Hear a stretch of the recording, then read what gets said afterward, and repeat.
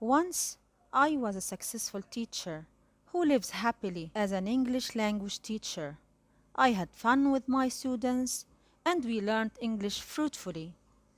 One day, everything turned into darkness and our lives completely changed from happiness to sadness. Displacement, suffering from shortage of basic life needs, bombings, and school closure. I felt lost, and I no longer have the motivation to do anything but only wait and wait for nothing. Since last August, I had a phone call. Hello? Are you Miss Luzanne? Yes, I am. Tomorrow it will be the day of the teaching in a school shelter, but it's a voluntary work. Sure, I will. Thanks. It was one of my happiest moments of my life. I said, there is a hope for something to change in my desperate life. Next morning, I walked to the school shelter. It was about 30 minutes walk.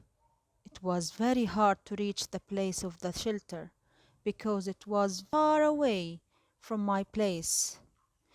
When I reached and entered the school shelter, I was surprised and shocked. Can you guess what happened next? The school was completely changed. It wasn't clean at all. It was crowded with tens and thousands of people. I realized that it will be a challenge for me to teach in a shelter because it's how to gain the student's heart and create a comfort zone for learning rather than teaching English skills. I entered the class and I found some students who were sitting on the floor waiting for their teacher, and at the same time, the people who live in the class as their shelter. I remembered that there was a baby girl who stepped her first step and walked towards me and smiled. I introduced myself and started the lesson. I said to my students, we will start our journey into our wonderland. The students look at each other, they smiled and wonder, how can we do that?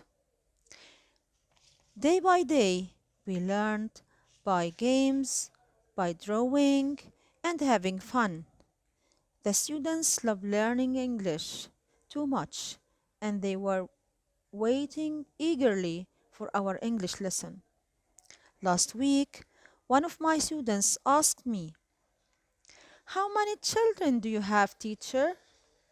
I answered, you can count all the girls in the class and you can know the answer.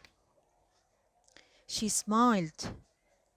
I will not forget her smile because the students realized that we became a family in these terrible situations. Not only teachers and students, but we are all family.